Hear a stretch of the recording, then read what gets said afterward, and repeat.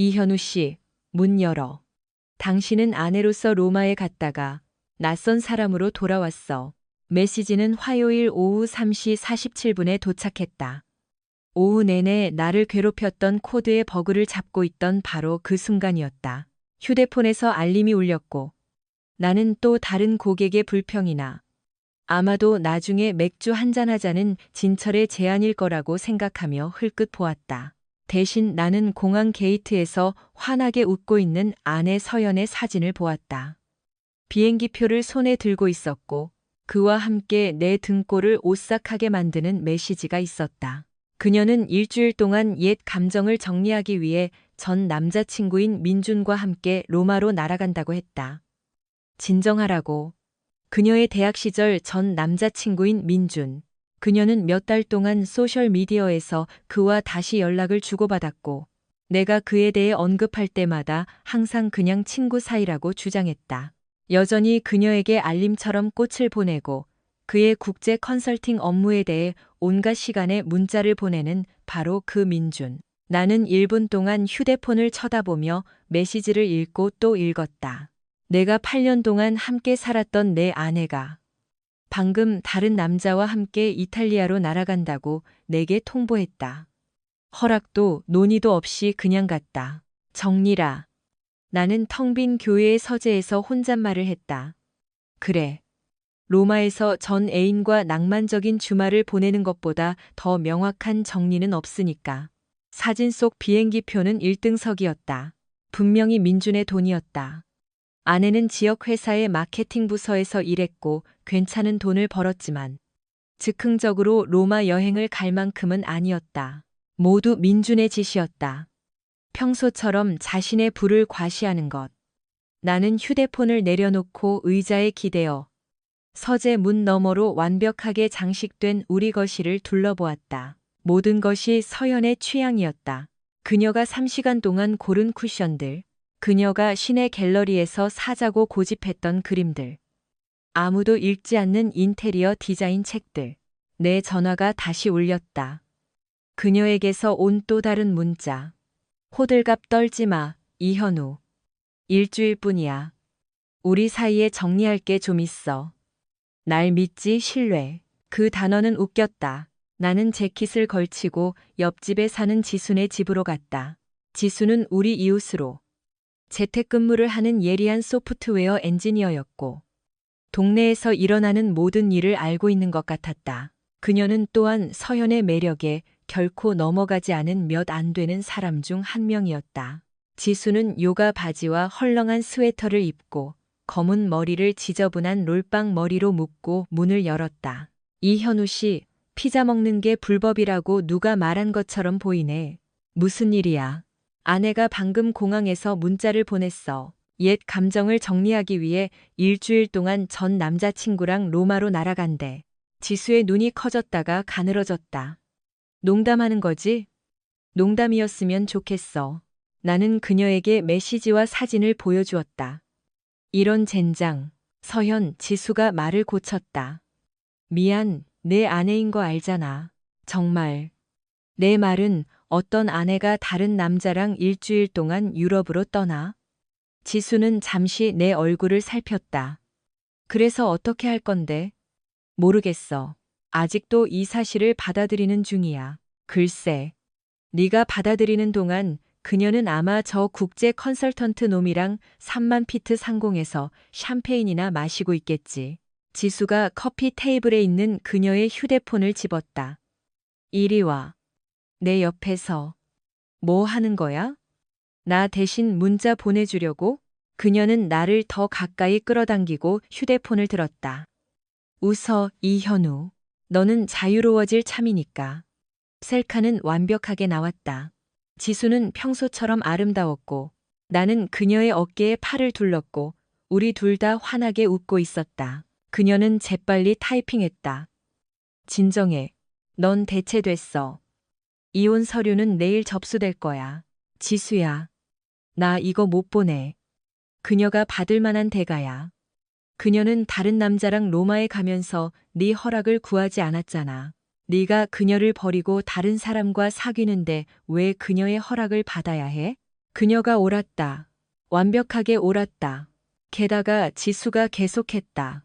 나는 사실 너의 대체자가 아니야. 나는 내 공범이야. 차이가 있지. 나는 문자를 다시 한번 보고 용기를 잃기 전에 전송 버튼을 눌렀다. 변호사한테 전화해. 지수가 말했다.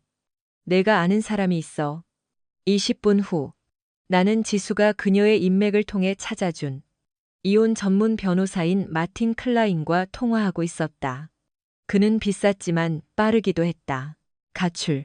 클라인이 내가 상황을 설명하자 말했다. 배우자의 동의 없이 다른 남자와 유럽으로 날아갔다고. 네, 그럴 수 있습니다.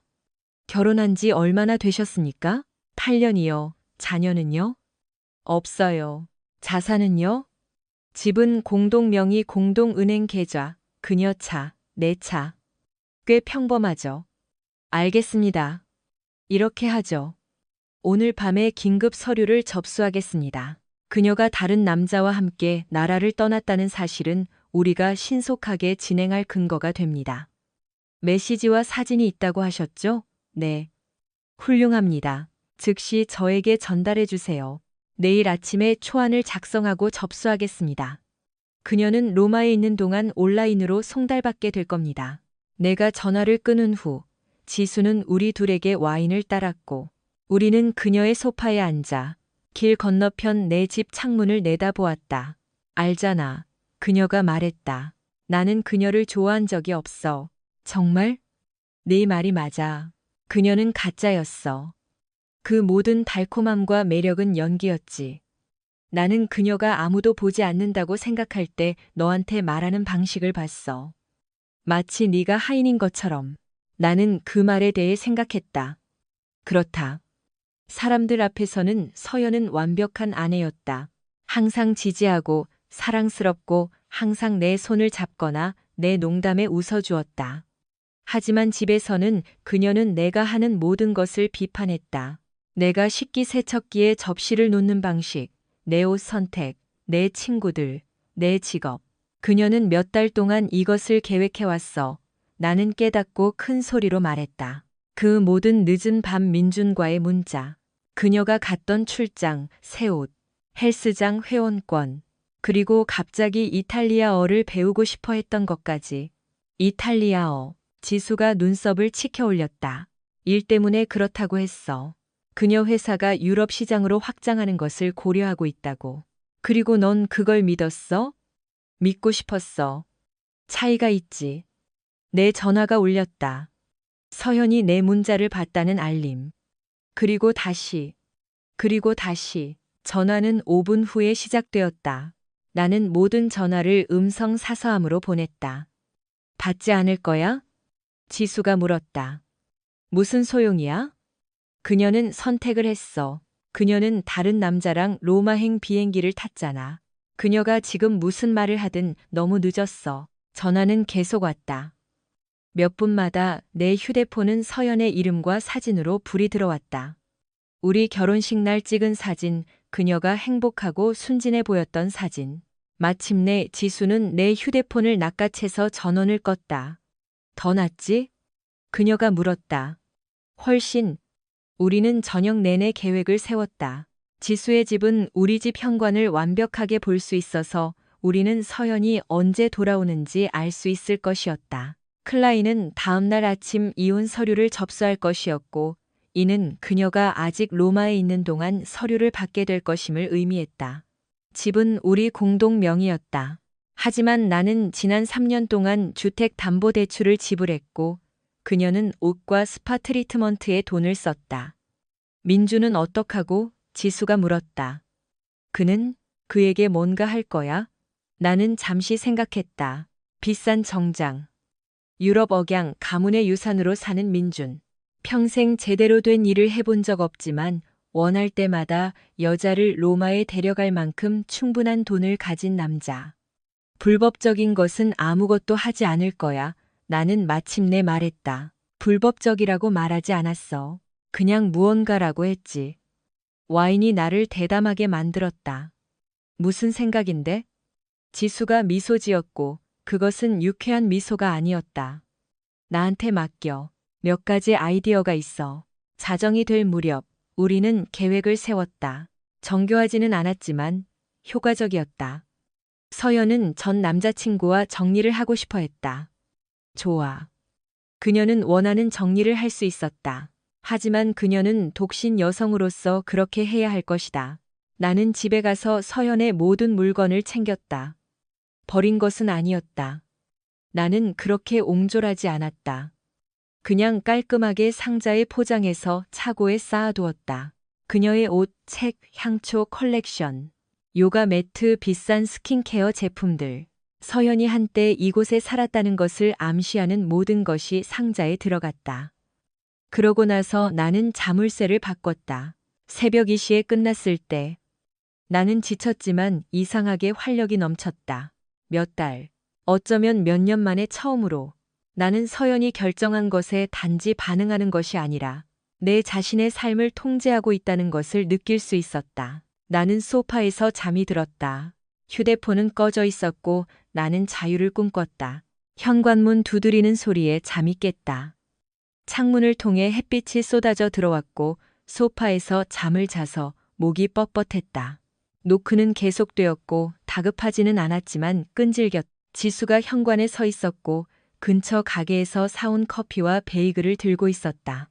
아침 식사, 그녀는 나를 지나쳐 부엌으로 들어가며 말했다. 그리고 업데이트. 무슨 업데이트? 내 아내가 소셜미디어에서 공개적으로 멜다운을 겪고 있어. 이것 좀 봐. 그녀는 나에게 그녀의 휴대폰을 건네주었다. 서연의 인스타그램은 난장판이었다. 로마에서 찍은 사진들, 트레비 분수, 콜로세움, 비싼 레스토랑. 하지만 글귀는 점점 더 공황 상태에 빠져 있었다. 로마에서 멋진 시간을 보내고 있어. 때로는 마음을 따라야 해. 어젯밤. 이현우가 과민 반응하고 있어. 그냥 친구랑 여행 온 건데. 오늘 아침. 내 남편이 왜 전화를 안 받지? 말도 안 돼. 1시간 전. 그리고 가장 최근 것. 어떤 남자들은 아내가 남자친구를 갖는 것을 감당하지 못해. 정말 불안정하네. 그녀는 정신을 잃고 있어. 나는 말했다. 훨씬 더 좋아질 거야. 댓글 좀 봐. 나는 아래로 스크롤했다. 우리 공동 친구들과 이웃들 대부분이 나와 지수의 셀카를 보았고 의미심장한 질문을 던지고 있었다. 잠깐만. 이현우가 옆집 여자랑 이혼 절차 밟고 있다고 올리지 않았어? 아가씨, 다른 남자랑 유럽에 날아가면서 남편이 괜찮을 거라고 기대할 수는 없어. 서연의 동료 사라로부터. 이거 정말 엉망진창이네. 내 친구 신의 술집 주인 진철로부터. 최고의 댓글은 시어머니로부터 온 것이었다. 서연아, 너 대체 무슨 짓을 하고 있는 거니? 그녀는 비난받고 있어. 지수가 만족스럽게 말했다. 그리고 더 심해질 거야. 마침내 다시 켠 내 휴대폰이 울렸다. 변호사 클라인이었다. 좋은 소식입니다. 그가 말했다. 서류가 접수되었고 그녀는 통지받았습니다. 그녀의 이메일로 보냈고 로마에 있는 그녀의 호텔에 서류 배달원을 보냈습니다. 그녀는 당신이 가출과 불륜을 이유로 이혼을 신청했다는 것을 공식적으로 통지받았습니다. 다른 남자와 함께 나라를 떠날 때 판사들은 종종 신속하게 처리하거든요. 특히 소셜미디어에 사진 증거가 있을 때는요. 클라인이 전화를 끊은 후 지수와 나는 부엌 식탁에 앉아 베이글을 먹으며 온라인 드라마가 펼쳐지는 것을 지켜보았다. 서연의 게시물은 점점 더 절박해졌고 민주는 최근 사진에서 눈에 띄게 사라졌다. 그가 드라마에 질렸다고 생각해? 지수가 물었다. 민주는 갈등을 잘 다루지 못해. 대학 때도 상황이 복잡해지면 그냥 사라지곤 했어. 마치 신호라도 받은 것처럼. 내 전화가 낯선 이탈리아 번호로부터 온 문자로 진동했다. 이현우 씨, 민준입니다. 우리 얘기 좀 해야 해요. 상황이 통제불능이 되었어요. 나는 지수에게 보여주었다. 그녀는 커피를 뿜을 뻔하며 웃었다. 오, 이건 완벽해. 그가 공황 상태에 빠졌어. 답장할 거야? 절대 아니. 그냥 안달나게도. 그날은 정오 무렵에 더 흥미로워졌다. 진철이 그의 술집에서 전화했다. 이봐, 여기 당장 와야 해. 서현 친구들이 여기 와서 너에 대해 온 동네에 떠들고 다녀. 어떤 친구들? 타샤랑 미아. 그들이 너를 통제적이고 학대적이라고. 그래서 서현이 유럽으로 도망쳐야 했다고 말하고 있어. 지수가 내 차 열쇠를 집었다. 가자. 진철의 술집은 화요일 오후치고는 꽤 붐볐다. 타샤와 미아는 구석 테이블에 앉아 있었고 음료와 동네 가십거리꾼들에게 둘러싸여 있었다. 그들은 한창이었다. 그는 항상 질투심이 많았어. 타샤가 말했다. 서연이가 그가 그녀의 휴대폰을 뒤지고 그녀의 지출을 감시하고 남자친구를 갖는 것을 허락하지 않았다고 말했어. 그건 감정적 학대야. 미아가 덧붙였다. 그녀가 마침내 떠날 용기를 냈어. 나는 그들의 테이블로 다가갔다. 대화가 뚝 그쳤다. 숙녀 여러분. 나는 정중하게 말했다. 좋은 오후입니다. 타샤의 얼굴이 붉어졌다. 이현우 씨, 우리는 그냥 내 결혼에 대해 얘기하고 있었지. 그래, 들었어. 나는 휴대폰을 꺼내 어제 온 서연의 문자를 보여주었다. 이게 내 친구가 나한테 보낸 거야. 그녀는 정리를 위해 전 남자친구랑 로마에 있어. 단지 네가 무엇을 변호하고 있는지 알았으면 해서. 주변 테이블의 여자들이 더 잘 보려고 몸을 기울였다. 한 명이 숨을 헐떡였다. 다른 한 명이 속삭였다. 오 세상에, 그녀가 우리에게 말한 것과 다르잖아. 미아가 더듬거렸다. 나는 확신해. 확신하지 못할 걸. 서연은 거짓말에 능숙하거든. 나는 휴대폰을 치웠다. 하지만 이봐, 유부녀가 다른 남자랑 유럽에 날아가는 게 정상이라고 생각한다면 계속해. 나는 그들을 남겨두고 나왔다. 변호할 수 없는 것을 변호했다는 것을 방금 깨달은 사람들로 가득 찬 방에서. 지수는 내가 테이블로 돌아오자 시익 웃었다. 멋졌어. 이제 막 시작했을 뿐이야. 그날 저녁 드라마는 더 좋아졌다. 민주는 서연의 공개적인 멜다운에 질려서 그녀를 호텔에 두고 사업을 하러 간 것 같았다. 그녀는 이제 호텔 방에서 우는 사진을 올리며 진정한 친구가 누구인지 알게 될 때와 어떤 남자들은 강한 여자를 감당하지 못해와 같은 글귀를 달았다. 댓글은 잔인했다. 공감을 원한다면 다른 남자 때문에 남편을 버리지 마. 옆집 여자 제네트로부터 로마에서 전 애인이랑 침대를 만들었으니 그 안에서 자. 서현의 사촌으로부터 이걸 보는 게 창피하다. 그녀의 옛 직장 상사로부터. 하지만 진짜 충격은 밤 9시에 민준이 완전히 다른 여자와 함께 로마의 고급 레스토랑에서 자신의 인스타그램 스토리를 올렸을 때 나왔다. 비싼 드레스를 입은 금발 여자. 확실히 내 아내가 아니었다. 그의 글귀는 로마에서는 로마법을 따라야지였다. 지수는 즉시 스크린샷을 찍었다. 오, 이건 너무 좋아. 그가 그녀를 버렸어. 내 전화가 울리기 시작했다. 서연이 이탈리아에서 전화하고 있었다. 나는 그것을 음성 사서함으로 보냈고 지수가 들을 수 있도록 스피커폰으로 메시지를 들었다. 이현우 씨, 제발 전화 받아. 당신이 화났다는 거 알지만 이건 보이는 것과 달라. 민준이랑 나는 그냥 친구야. 우리는 그냥 오래된 문제를 이야기하고 있었을 뿐이고 당신이 왜 이렇게 호들갑을 떠는지 모르겠어. 내일 집에 갈 거고 그러면 이 문제 해결할 수 있어. 내가 없는 동안 어리석은 짓 하지 마.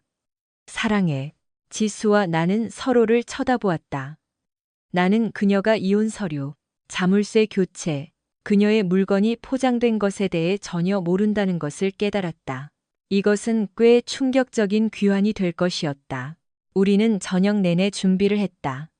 지수는 공식적으로 그녀의 물건 일부를 내 거실로 옮겼다. 노트북, 옷 몇 벌, 세면 도구. 겉으로 보기에는 그녀가 여기에 살고 있는 것처럼 보일 것이었다. 이거 확실한 거야? 그녀가 손님용 옷장에 옷을 걸면서 내가 물었다. 이거 엉망이 될 거야. 이현우 씨, 내 아내는 다른 남자랑 로마에 있고 소셜미디어에 그것에 대해 올리고 그것에 대해 화를 냈다고 너를 호들갑 떤다고 부르고 있어. 엉망은 이미 일어났어. 우리는 단지 반격하고 있을 뿐이야. 그녀가 옳았다. 서현은 비행기에 탔을 때 선택을 했다. 그 이후의 모든 것은 단지 결과일 뿐이었다. 나는 내 페이스북 관계 상태를 복잡함으로 바꾸고 어제 나와 지수가 찍은 셀카를 올렸다. 때로는 변화가 빠르게 찾아온다. 이 힘든 시기에 지지해주신 모든 분들께 감사드립니다. 라는 글귀와 함께 좋아요와 지지 댓글이 즉시 쏟아지기 시작했다. 서연의 비행기는 아침 6시에 착륙했다. 그녀는 8시까지 집에 올 것이었다. 우리는 준비가 되어 있었다. 나는 아침 7시 45분에 부엌에서 커피를 마시고 있었는데 길 건너편 지순의 집에서 문자가 왔다. 검은색 세단이 방금 도착했어. 쇼타임이야. 창밖으로 나는 서연이 우버에서 내려 여행 가방을 끌고 오는 것을 보았다. 그녀는 지치고 헝클어져 보였다. 그녀의 머리는 엉망이었고 비싼 여행복은 구겨져 있었으며 그녀의 눈은 긴 비행 내내 온 것처럼 움푹 들어가 있었다. 그녀는 현관문으로 가서 열쇠를 사용해 보았다. 작동하지 않았다. 그녀는 다시 시도했고 손잡이를 흔들고 문을 밀었다. 여전히 아무것도 없었다. 나는 그녀가 핸드백에서 휴대폰을 찾는 것을 보았다. 아마 나에게 전화하려는 것이었을 것이다. 그러고 나서 나는 그녀가 지난 2일 동안 내가 그녀의 전화를 전혀 받지 않았다는 것을 기억하는 것을 보았다. 그녀는 뒷문으로 가서 그 열쇠도 사용해 보았다. 역시 아무것도 없었다. 마침내 그녀는 현관문을 쾅쾅 두드리기 시작했다. 이현우, 안에 있는 거 알아. 문 열어. 나는 커피를 다 마시고 샤워하고 옷을 입고 이메일을 확인했다. 클라인이 나에게 모든 이혼 서류 사본을 보냈고 공식적으로 접수되고 송달되었다. 서연은 이제 내가 우리 결혼을 끝내고 있다는 것을 법적으로 통지받았다. 노크는 계속되었다. 이현우, 이건 말도 안 돼. 당장 문 열어. 9시쯤 지수가 내 뒷문을 두드렸다. 나는 그녀를 부엌 문으로 들여보냈다. 그녀가 1시간 넘게 밖에 있었어. 지수가 말했다. 온 동네가 구경하고 있어. 좋아. 그냥 구경하게 둬. 그녀랑 얘기할 거야? 결국은. 하지만 아직은 아니야. 그녀는 나랑 상의 없이 일주일 동안 로마에 가고 싶어 했잖아. 그녀는 나랑 상의 없이 1시간 동안 현관에 서 있을 수 있어. 지수가 시익 웃었다. 너 점점 더 무자비해지고 있네. 마음에 들어. 9시 30분. 서연이 마침내 지수에게 전화했다. 나는 그녀가 현관 마당을 서성거리며 귀에 휴대폰을 대고 있는 것을 창문으로 보았다. 지수는 3번째 벨소리에 받았고 내가 들을 수 있도록 스피커폰으로 켰다. 안녕하세요, 서현 씨. 지수야, 세상에. 이현우 씨 거기 있어? 그가 자물쇠를 바꿨고 전화를 받지 않아. 그리고 무슨 일이 일어나고 있는지 모르겠어. 그는 여기 있어. 제발 그만 유치하게 굴거나 좀 들여보내달라고 말해줘. 여기도 내 집이야. 사실 지수가 차분하게 말했다. 이제는 아닌 것 같은데. 어제 이혼 서류 받지 않았어? 침묵. 무슨 이혼 서류? 로마에 있는 내 호텔에 배달되고 내 이메일로 보내진 서류 말이야. 가출과 불륜 때문인 것 같아. 다시 침묵. 그건 사실이 아니야. 이현우는 나랑 먼저 얘기하지 않고 이혼 신청을 하지 않을 거야. 네가 다른 남자랑 유럽에 날아가기 전에 그와 먼저 얘기하지 않은 것처럼 말이지? 나는 서연이 울기 시작하는 소리를 들을 수 있었다. 지수야, 제발. 나는 그냥 그와 얘기해야 해. 모든 것이 오해야. 잠깐만. 지수는 전화를 음소거하고 나를 보았다. 그녀한테 뭐라고 말할까? 내가 바로 나간다고 말해줘. 나는 현관으로 가서 문을 열었다. 서연이 현관에 서 있었고 휴대폰은 여전히 귀에 대고 있었으며 마스카라가 뺨을 따라 얼룩져 있었다. 그녀는 작고 길을 잃었고 3일 전에 공항 셀카를 보냈던 자신감 넘치는 여자와는 전혀 닮지 않았다. 이현우 씨, 그녀는 지수와의 전화를 끊고 나를 향해 달려들었다. 하나님 감사합니다. 무슨 일이 일어나고 있는지 몰랐어요.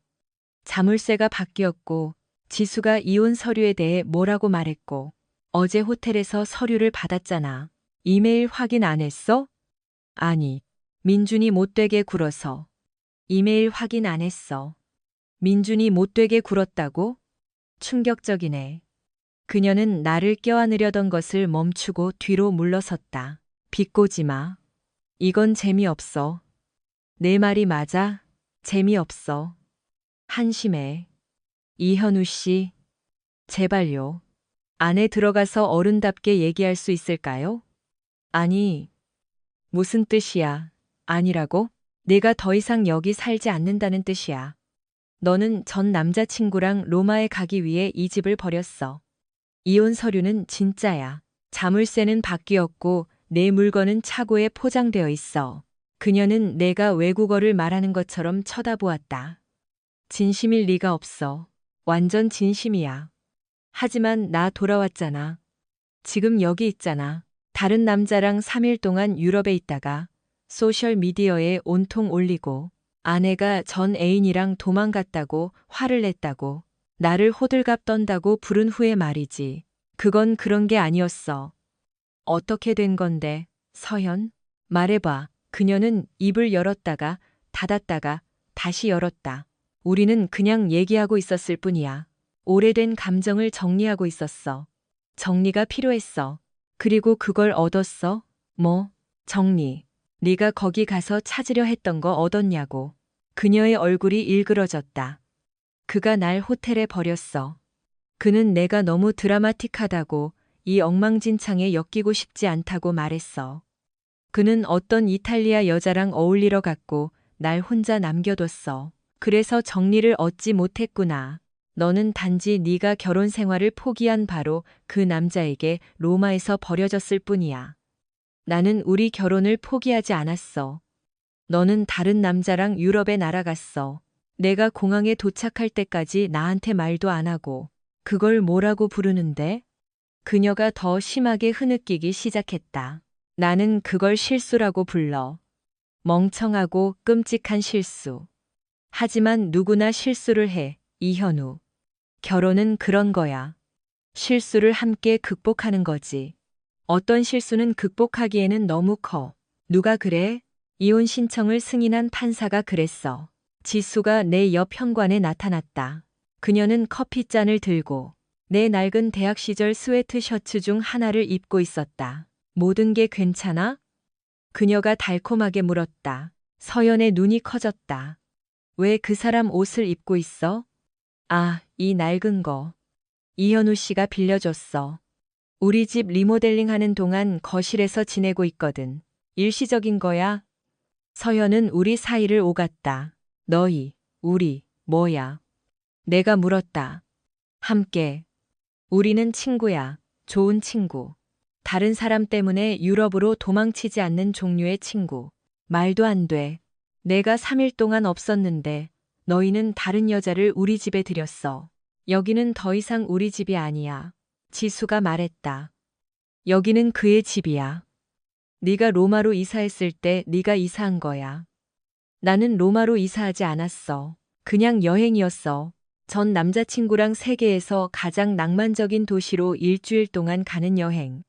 서연은 절망적으로 나를 향해 돌아섰다. 이현우 씨, 제발요. 당신이 상처받았다는 거 알지만 이건 미친 짓이에요. 어리석은 여행 때문에 저와 이혼할 수는 없어요. 두고 봐. 하지만 나는 당신을 사랑해. 사랑을 표현하는 방식이 참 이상하네.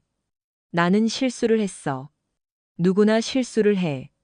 누구나 실수를 해. 내가 동의했다. 하지만 그들은 보통 실수를 하는 동안 인스타그램에 올리지는 않아. 그녀의 얼굴이 창백해졌다.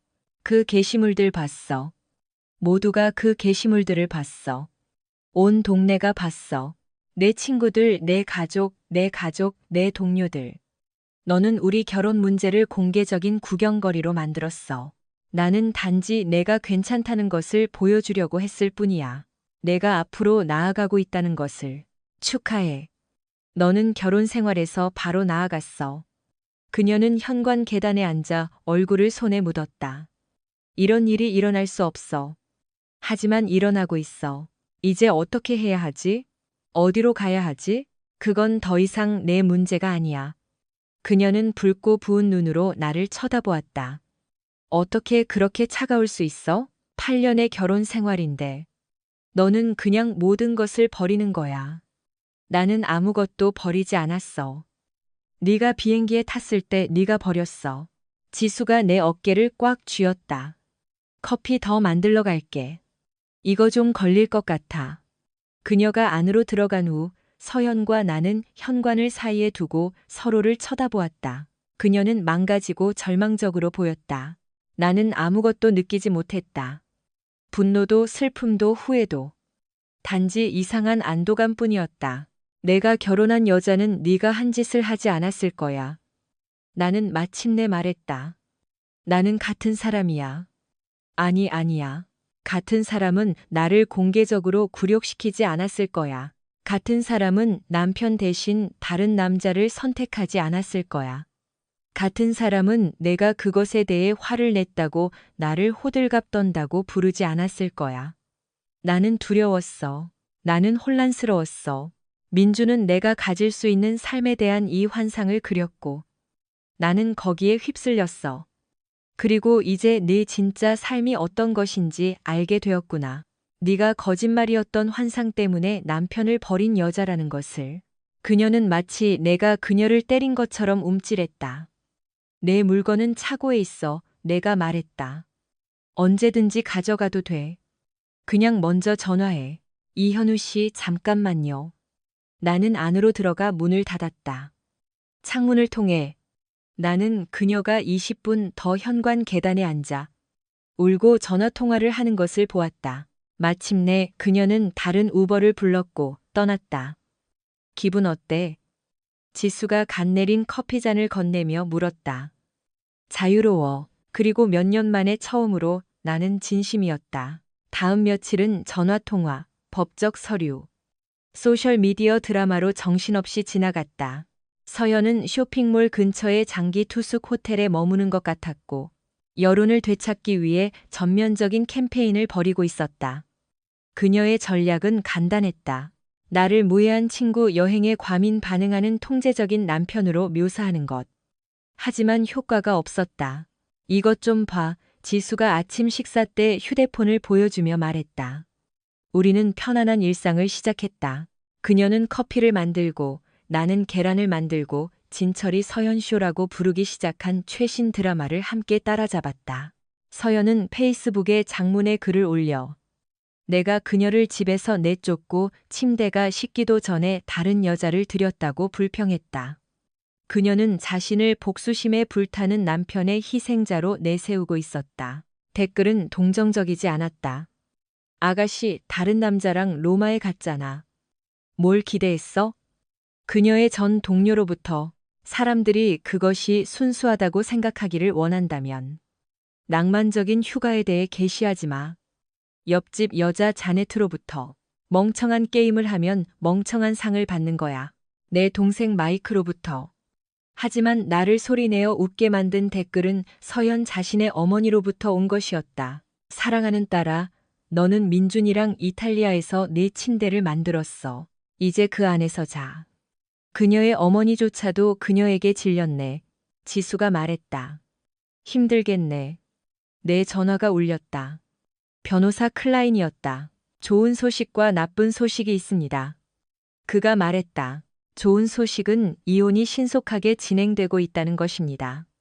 그녀는 가출 혐의에 대해 이의를 제기할 수 없습니다. 증거가 너무 많습니다. 나쁜 소식은 그녀가 변호사를 고용했고 그들이 자산의 절반을 위해 싸울 것이라는 것입니다. 그럴 수 있나요? 시도할 수는 있지만 그녀의 사건은 약합니다. 그녀는 다른 남자와 함께 있기 위해 집을 떠났습니다. 그것은 자산 분할에서 그녀에게 불리하게 작용할 것입니다. 내가 전화를 끊은 후 지수가 제안했다. 내일 진철이 술집에서 퀴즈 나이트를 열어. 우리 가야 해. 지금은 사람들 많은 곳에 별로 가고 싶지 않아. 바로 그래서 가야 하는 거야. 집에 숨어 있으면 유죄처럼 보여. 나가서 네 삶을 사는 것은 네가 품위 있게 앞으로 나아가는 무고한 사람처럼 보이게 만들어. 그녀가 옳았다. 다음 날 저녁 진철의 술집은 붐볐다. 퀴즈 나이트는 우리 동네에서 인기가 많았고 그곳에 있는 사람 절반은 내 상황에 대해 알고 있는 것 같았다. 나는 많은 동정적인 시선과 격려의 말을 받았다. 이현우 씨 괜찮아, 친구? 두 블록 떨어진 곳에 사는 톰으로부터. 내 아내 유럽 여행에 대해 들었어. 힘들겠네, 친구. 진철의 단골 손님 중 한 명인 스티브로부터. 그녀 없이 더 잘 지낼 거야. 거의 모르는 여자 제니퍼로부터. 하지만 그녀는 분명히 내 결혼에 대해 강한 의견을 가지고 있었다. 지수와 나는 뒤편에 있는 테이블을 찾아 음료를 주문했다. 퀴즈 질문은 영화에 관한 것이었고 나는 그 분야에 끔찍하게 약했다. 하지만 지수는 놀라울 정도로 대중문화에 강했다. 우리는 즐거운 시간을 보내고 있었다. 정말로. 그런데 서연이 들어왔다. 그녀는 분명히 전투 준비를 하고 있었고 머리는 완벽하게 손질되고 화장은 흠잡을 데 없었으며 동네 술집 치고는 약간 너무 꽉 끼고 너무 짧은 드레스를 입고 있었다. 그녀는 남은 충성스러운 친구들인 타샤와 미아와 함께 있었고 그들은 곧장 바로 향했다. 방 안의 대화가 완전히 멈추지는 않았지만 확실히 바뀌었다. 사람들은 쳐다보지 않으려 애쓰면서도 쳐다보고 있었다. 이거 재밌겠네. 지수가 중얼거렸다. 바 뒤에 있는 진철은 카운터 아래로 숨고 싶어 하는 것처럼 보였다. 그는 그들에게 음료를 따랐지만 평소에 친근한 농담에는 참여하지 않았다. 퀴즈 게임의 처음 몇 라운드 동안 서현과 그녀의 친구들은 바에 머물렀고 어떤 남자들은 아내를 감당하지 못하는 것, 남자 친구를 갖는 것, 그리고 자신감 부족이 남성에게 매력 없는 특성이라는 것에 대해 모든 사람이 들을 수 있을 만큼 큰 소리로 이야기했다. 나는 그들을 무시하고 게임에 집중했다. 사실 지수와 나는 꽤 잘하고 있었다. 우리는 3위로 올라갔다. 하지만 라운드 사이에 서연이 움직였다. 그녀는 와인잔을 들고 곧 신랄한 말을 하려고 할 때 짓는 그 가짜 미소를 지으며 우리 테이블로 다가왔다. 이현우 씨. 그녀가 주변 테이블이 들을 수 있을 만큼 큰 소리로 말했다. 두 분이 함께 외출하는 걸 보니 좋네요. 그리고 지수 씨도 물론이죠. 두 분 정말 편안해 보이네요. 우리는 괜찮아. 고마워. 나는 차분하게 말했다. 그렇군요. 어떤 사람들은 8년의 결혼 생활을 그렇게 빨리 극복하는 게 놀랍네요. 어떤 사람들은 전 애인이랑 유럽에 날아가는 게 놀랍네요. 지수가 달콤하게 대답했다. 서연의 미소가 잠시 흔들렸다. 그건 이현우 씨와 저 사이의 사적인 문제예요. 네가 인스타그램에 올렸을 때도 사적인 문제였나? 옆 테이블의 제니퍼가 물었다.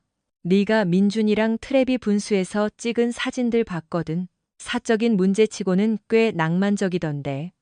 몇몇 사람들이 웃었다. 서연의 얼굴이 붉어졌다. 너는 무슨 말을 하는지 몰라. 그녀가 쏘아붙였다. 나는 내가 본 것을 알아. 제니퍼가 대답했다. 그리고 내가 본 것은 유부녀가 남편이 아닌 남자와 낭만적인 휴가를 보내는 것이었어. 낭만적인 건 아무것도 없었어. 그럼 왜 레스토랑 사진에 내가 가장 사랑하는 사람과 함께하는 완벽한 저녁이라고 캡션을 달았어? 이 질문은 서연의 소셜미디어 활동을 분명히 따라온 톰에게서 나왔다. 그건 멍청한 짓이었어. 스티브가 말했다. 왜냐하면 그것은 분명히 멍청한 짓이었기 때문이다. 술집은 이제 조용해졌다. 모두가 펼쳐지는 대결을 지켜보고 있었다. 서연은 방을 둘러보았고 타샤와 미아 외에는 동맹이 없다는 것을 깨달았다. 너희들은 이해 못해. 그녀가 절망적으로 말했다. 결혼은 복잡해. 때로는 모든 것을 해결하기 위해 공간이 필요해. 공간은 한 가지야. 진철이 바 뒤에서 말했다. 하지만 대부분의 사람들은 전 애인이랑 로마에서 모든 것을 해결하지는 않아. 민준이랑 나는 그냥 친구야. 호텔 방을 공유하는 친구들. 이 말은 내가 모르는 사람에게서 나왔지만 그는 분명히 서연의 여행에 대해 나보다 더 많이 알고 있었다. 우리가 호텔 방을 공유했다는 걸 어떻게 알아? 네가 호텔 침대에서 찍은 사진을 올렸으니까. 룸서비스 아침 식사가 최고라는 캡션과 함께. 그리고 민준이 위치 태그됐어. 서연은 토할 것처럼 보였다. 그건 아무 의미 없어. 그건 네가 바람 피웠다는 뜻이야. 제니퍼가 퉁명스럽게 말했다. 그리고 이제 네가 그걸 감당하지 못한다고 남편을 나쁜 놈으로 만들려고 하고 있어. 나는 바람 피우지 않았어. 그럼 유부녀가 다른 남자랑 유럽에 날아가는 걸 뭐라고 부르는데? 톰이 물었다. 나는 내 과거의 중요한 관계를 정리하려고 했다고 불러. 술집 전체가 웃음을 터뜨렸다. 정리? 진철이 반복했다. 좋은 말이네. 정리를 원해? 스티브가 소리쳤다. 내 남편이 이혼 신청을 했잖아. 그게 내 정리야. 서연은 방을 둘러보았고 모두 웃는 동정심 없는 얼굴들을 보았다. 그러고 나서 그녀는 나를 보았다. 이현우 씨, 제발요. 그들에게 그게 아니라고 말해주세요. 나는 천천히 일어섰다.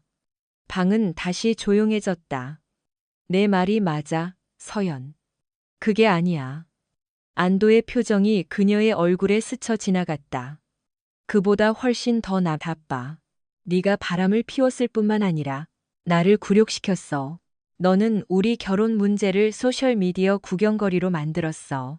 네가 아내가 다른 남자랑 도망갔다고 화를 냈다고 나를 호들갑 떤다고 불렀어. 그리고 이제 너는 여기서 사람들이 내가 이 이야기의 악당이라고 생각하게 만들려고 하고 있어.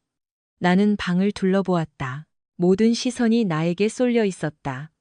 3일 전.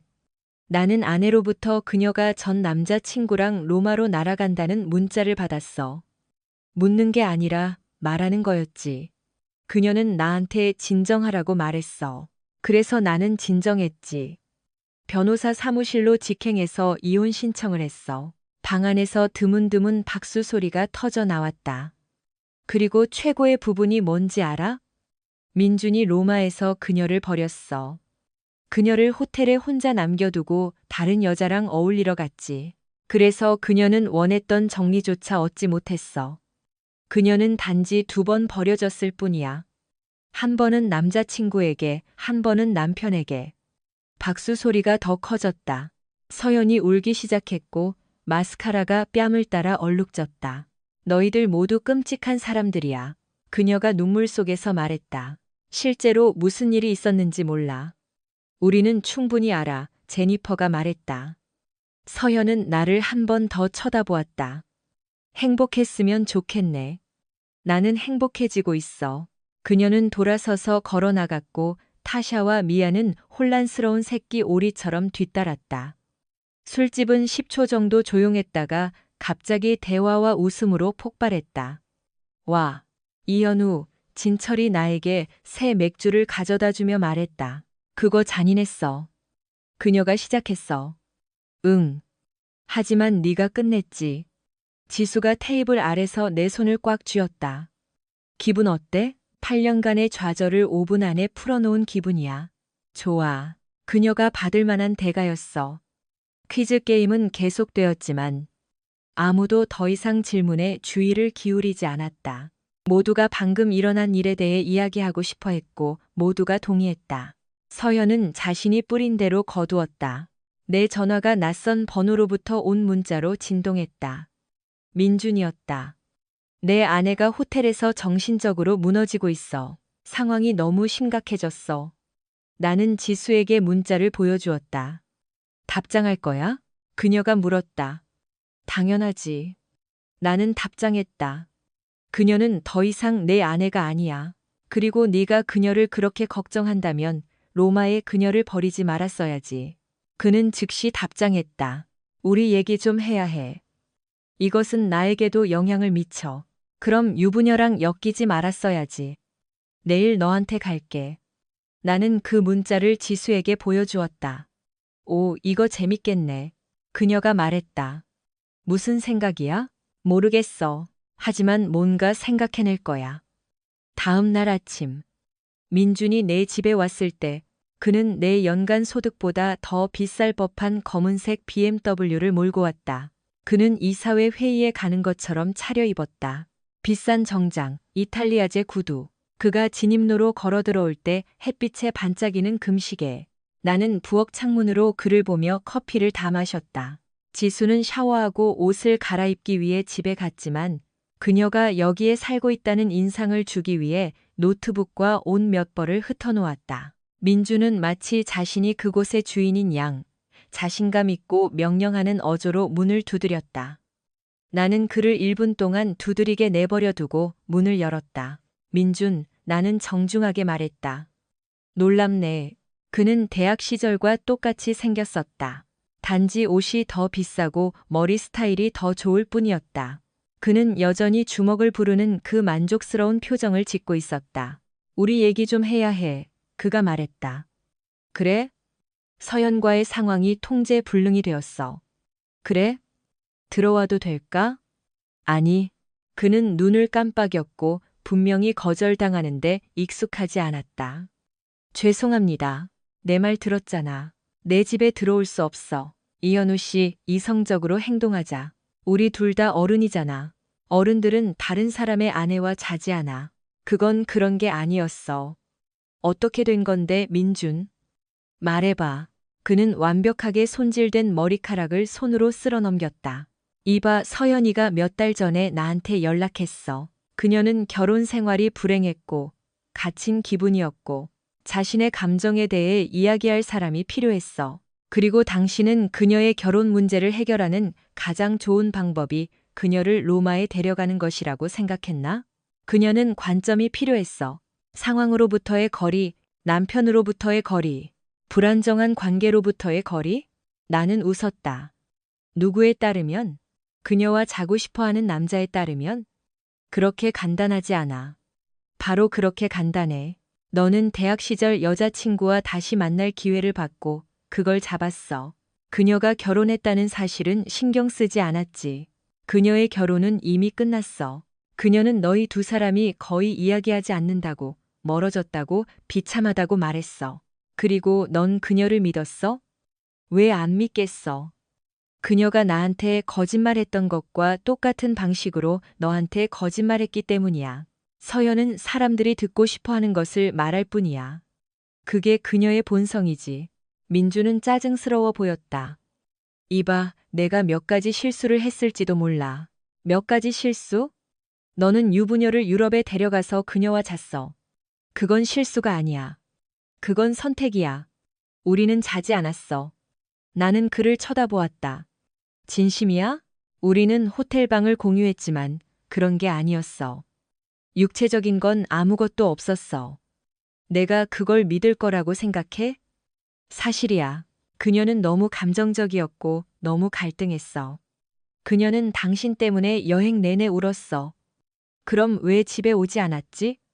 그녀는 두려웠어. 그녀는 큰 실수를 저질렀다는 것을 알았지만 어떻게 고쳐야 할지 몰랐어. 그래서 그녀는 너랑 로마에 머물면서 상황을 더 악화시키기로 결심했구나. 그녀는 자신이 정말로 무엇을 원하는지 알아내려 하고 있었어. 그리고 그녀는 뭘 알아냈지? 민준이 고개를 돌렸다. 그녀가 당신과 함께 집에 있고 싶어 한다는 것을. 안 됐네. 내가 그녀를 원하지 않아서. 이현우 씨. 그녀는 당신을 사랑해. 그녀는 어리석은 실수를 저질렀지만 그녀는 당신을 사랑해. 그녀는 나의 이미지를 사랑해. 안정성, 집, 우리가 함께 만든 삶. 하지만 그녀는 지루해지면 다른 남자와 도망가지 않을 만큼 나를 사랑하지 않았어. 누구나 실수를 해. 그 말 좀 그만해. 이건 실수가 아니었어. 실수는 의도하지 않은 거야. 그녀는 이 여행을 몇 주 동안 계획했어. 비행기 표를 사고 호텔을 예약하고 짐을 싸고 공항으로 운전해 갔어. 언제든지 그녀는 멈추고 아마 전 남자친구랑 유럽에 날아가는 건 나쁜 생각일지도 몰라라고 생각할 수 있었어. 하지만 그녀는 그러지 않았어. 그녀는 나 대신 너를 선택했어. 민주는 잠시 침묵했다. 그래서 이제 어떻게 돼? 이제 너희 둘 다 나를 내버려둬. 그녀는 형편없는 호텔에 있어. 돈도 없고 우울해하고 거의 먹지도 않아. 내 문제가 아니야. 어떻게 그렇게 차가울 수 있어? 연습하면 돼. 그녀는 내 아내야. 그녀는 내 전 아내야. 이혼 서류는 접수됐어. 실수 한 번 했다고 8년의 결혼 생활을 버릴 수는 없어. 두고 봐. 민주는 내가 외국어를 말하는 것처럼 쳐다보았다. 나는 당신을 이해할 수 없어. 이해할 거라고 기대하지도 않아. 너는 결혼해 본 적이 없잖아. 내가 사랑하고 신뢰하는 사람이 가장 공개적이고 굴욕적인 방식으로 너를 배신했을 때 어떤 기분인지 겪어본 적이 없잖아. 그녀는 당신을 상처 입힐 의도가 없었어. 그녀는 우리 낭만적인 저녁 식사 사진을 인스타그램에 올렸어. 민준. 그녀는 우리 호텔에서 위치 업데이트에 너를 태그했어. 내가 그것에 대해 화를 냈다고 나를 호들갑 떤다고 불렀어. 그녀가 나를 상처 입힐 의도가 없었다면 그녀는 꽤 설득력 있는 연기를 했어. 그녀는 단지 자신이 괜찮다는 것을 보여주려고 했을 뿐이야. 그녀는 나를 질투하게 만들려고 했어. 그리고 그것이 효과가 없자 그녀는 나를 통제적인 남편처럼 보이게 만들어 자신의 행동을 정당화하려 했어. 민준이 다시 머리카락을 쓸어 넘겼다. 이봐. 이렇게 엉망이 된 건 미안해. 나는 결코 이렇게까지 될 의도가 없었어. 무슨 의도였는데? 나는 아마 그녀가 불행하다는 것을 깨닫고 깨끗하게 헤어질 거라고 생각했어. 그녀를 이해하는 사람과 다시 시작하는 거지. 너 말인가? 아마도 그래서 내 결혼을 깨뜨리고 싶었구나.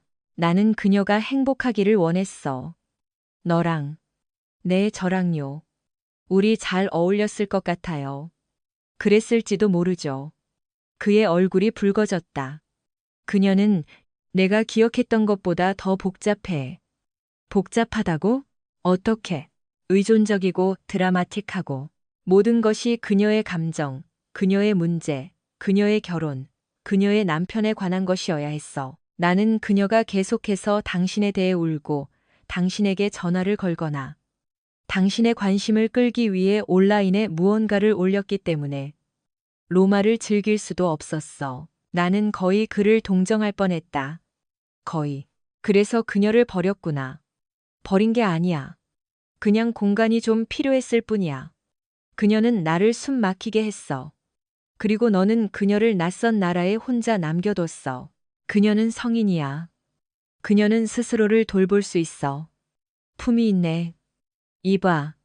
나는 이 실수를 바로잡으려고 노력하고 있어. 그녀의 비행기 표 값을 내줄게. 그녀가 다시 일어설 수 있도록 도와줄게. 신경 쓰지 마. 그녀는 이미 집에 왔어. 내 말은 진짜 집에. 너랑 같이. 절대 안 돼. 절대. 절대. 민주는 동네를 둘러보았고 교회의 집들과 잘 다듬어진 잔디를 보았다. 이게 네가 정말로 원하는 거야? 이 지루하고 예측 가능한 삶. 이건 내 삶이고 너와 서연이 하고 있던 어떤 게임보다 훨씬 더 나아. 우리는 게임을 하고 있었던 게 아니잖아. 비밀 문자, 소셜미디어 게시물, 유럽으로의 극적인 도피. 그건 사랑이 아니야, 민준. 그건 연극이야. 이해 못하는구나. 나는 완벽하게 이해해. 너는 불행한 아내를 지루한 남편에게서 구해주는 영웅이 되고 싶었어. 그녀는 교회 생활에는 너무 세련된 여자가 되고 싶었어. 너희 둘 다 자신의 환상에 너무 빠져서 사람들이 삶을 로맨틱 코미디처럼 다룰 때 진짜 사람들이 다친다는 것을 잊었어. 민주는 오랫동안 침묵했다. 그래서 이제 어떻게 돼? 이제 너는 네가 온 어떤 유럽 도시로 돌아가서 이것을 잊어버리는 거야. 그리고 서연은 자신의 선택의 결과를 감당하는 법을 배우는 거지. 그녀는 도움이 필요할 거야. 그럼 도와줘. 네가 그녀의 결혼을 깨뜨렸잖아. 네가 그 결과를 감당해야지. 그럴 수 없어. 내일 떠나. 물론이지. 민주는 자신의 차로 걸어가다가 돌아섰다. 솔직히 미안해. 이렇게 엉망이 될 의도는 없었어. 하지만 그랬잖아. 그리고 이제 우리 모두 그것과 함께 살아야 해. 그는 더 이상 아무 말도 없이 차를 몰고 떠났다. 나는 안으로 들어가 지수에게 전화했다. 어땠어? 그녀가 물었다.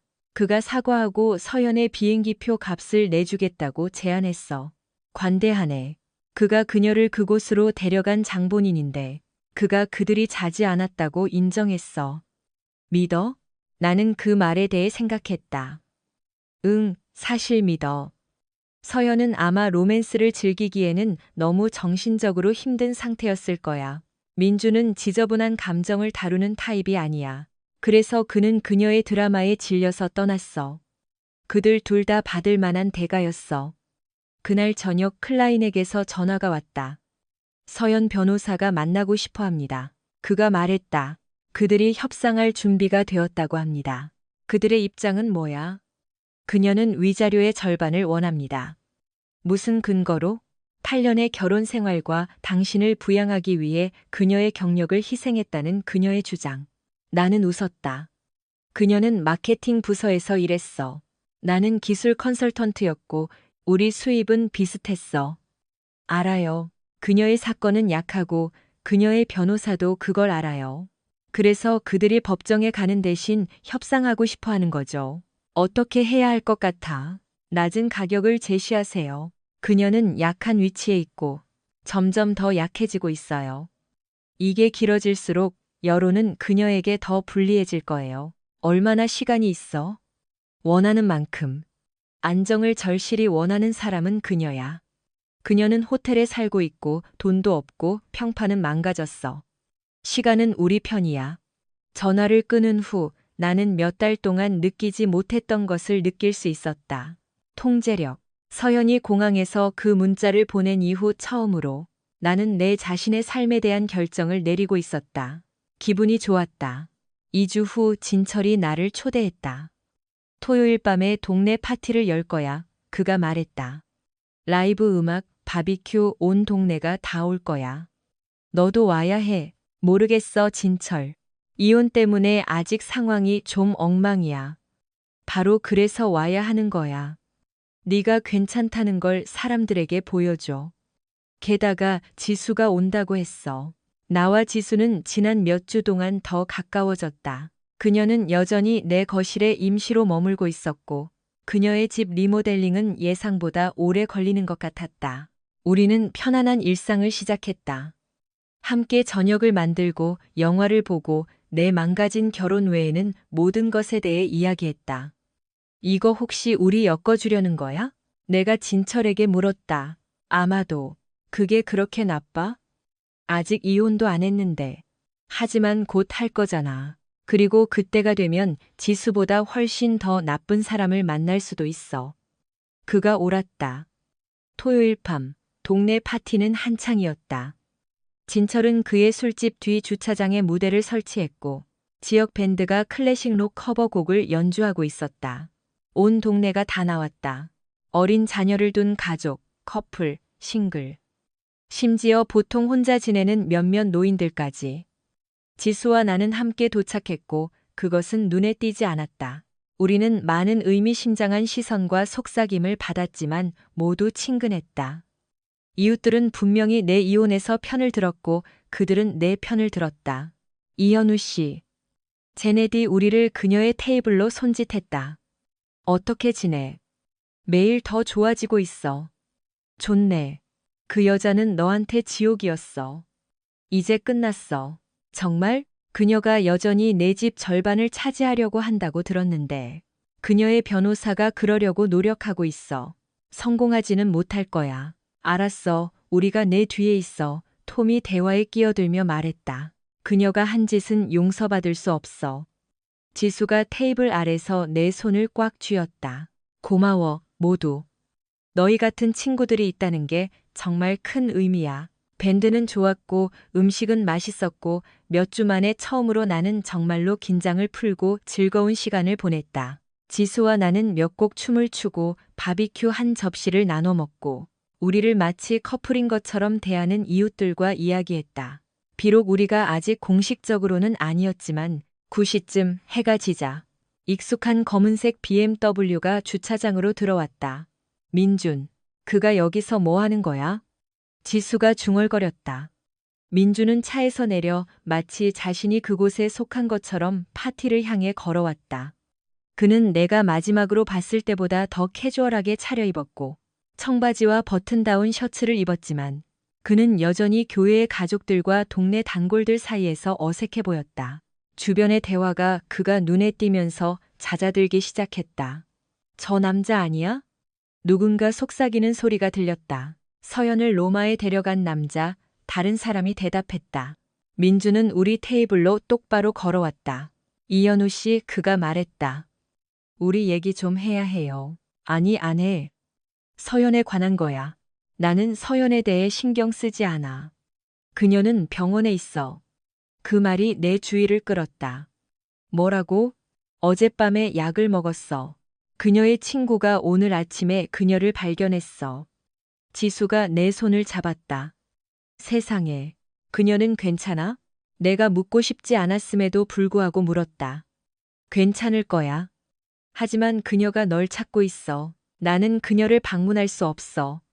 이현우 씨. 그녀는 죽을 뻔했어. 내 잘못이 아니잖아? 그 질문은 공중에 떠 있었다. 주변 테이블의 사람들은 이제 쳐다보고 있었고, 우리 대화를 엿들으려 애쓰고 있었다. 여기서 이 얘기를 하고 싶어? 내가 조용히 물었다.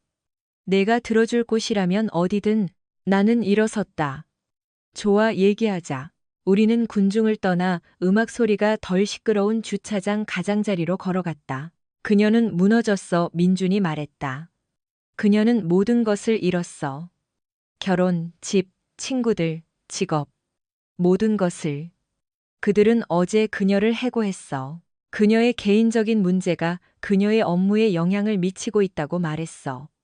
나는 순간적인 동정심을 느꼈지만 그것을 떨쳐버렸다. 그게 내 개인적인 문제를 공개적으로 만들 때 일어나는 일이야.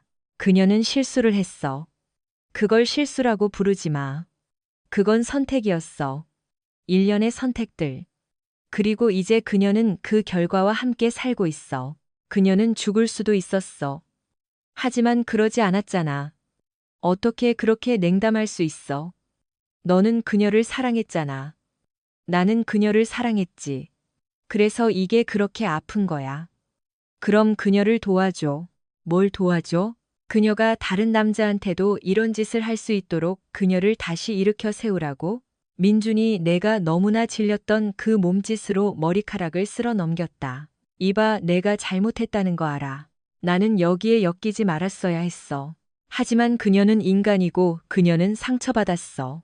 그녀는 자신의 선택으로 자신의 삶을 파괴했기 때문에 상처받았어. 그건 내 책임이 아니야. 너는 그녀의 남편이야. 나는 그녀의 전 남편이야. 이혼은 다음 주에 마무리될 거야. 너는 그걸 막을 수 있어. 그럴 수도 있지만 그러지 않을 거야. 민주는 여전히 우리를 쳐다보고 있는 파티를 돌아보았다. 이 온 동네가 그녀를 괴물이라고 생각해. 그녀가 스스로 괴물이 된 거야. 나는 아무것도 할 필요가 없었어. 너는 그녀를 변호할 수도 있었을 텐데. 무엇으로부터? 진실로부터? 굴욕으로부터? 그녀는 로마에서 찍은 사진들을 올렸을 때 스스로를 굴욕시켰어.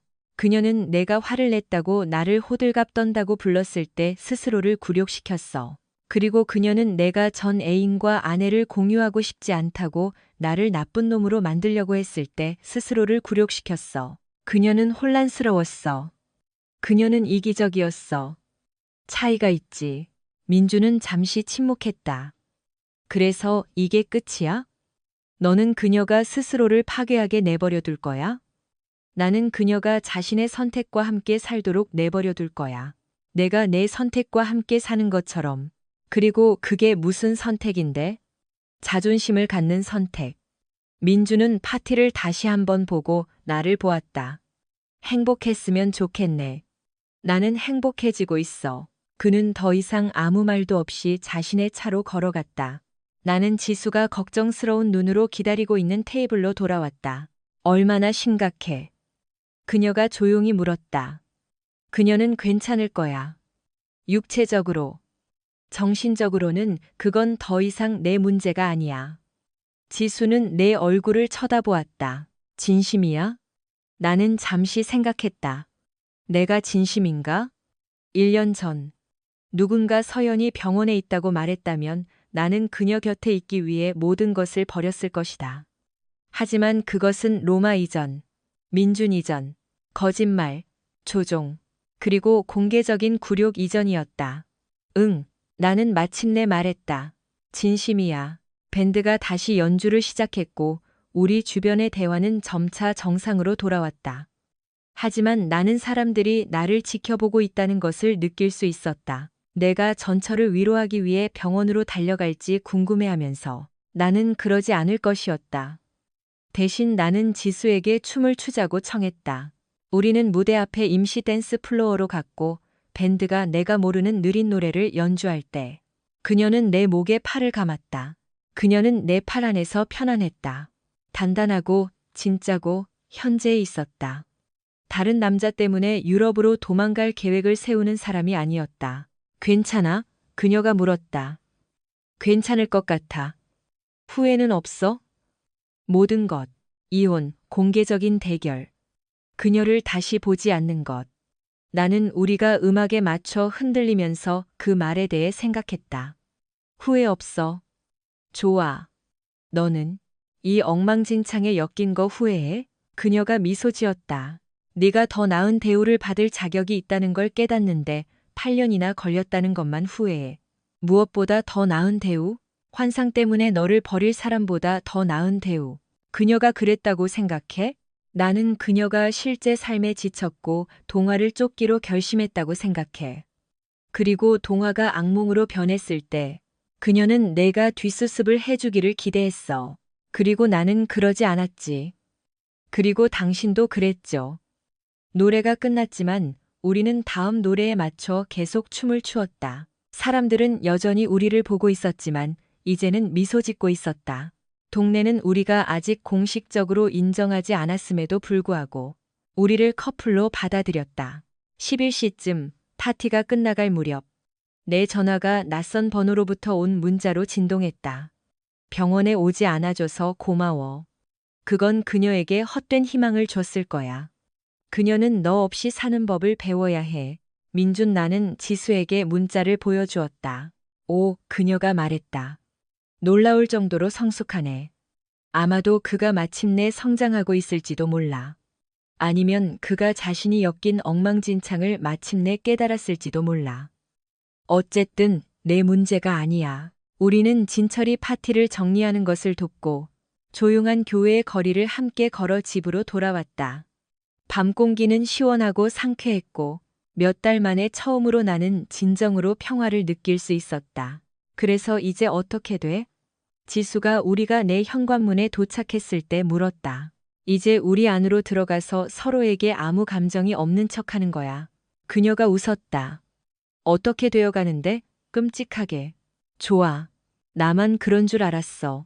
나는 현관문을 열었고 우리는 함께 안으로 들어갔다. 집은 이제 다른 느낌이었고 더 가벼웠다. 마치 내가 존재조차 몰랐던 무게가 벗겨진 것 같았다. 이현우 씨, 지수가 우리가 거실에 서 있을 때 말했다. 응? 그녀가 로마에 가서 기뻐. 왜?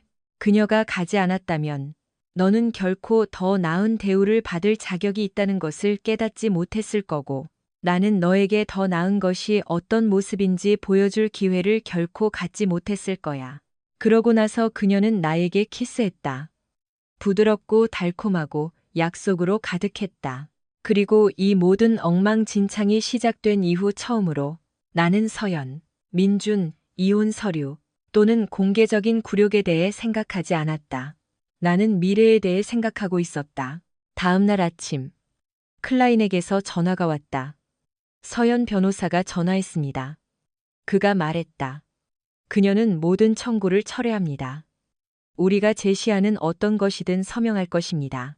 무슨 일이 있었던 거죠? 나는 그녀가 더 이상 어떤 지렛대도 없다는 것을 마침내 깨달았다고 생각합니다.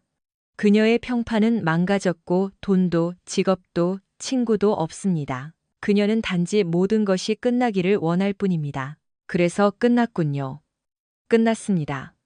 당신은 자유로운 사람입니다. 이현우 씨. 전화를 끊은 후 나는 지수가 부엌에서 커피를 내리고 있는 것을 발견했다. 좋은 소식? 그녀가 물었다.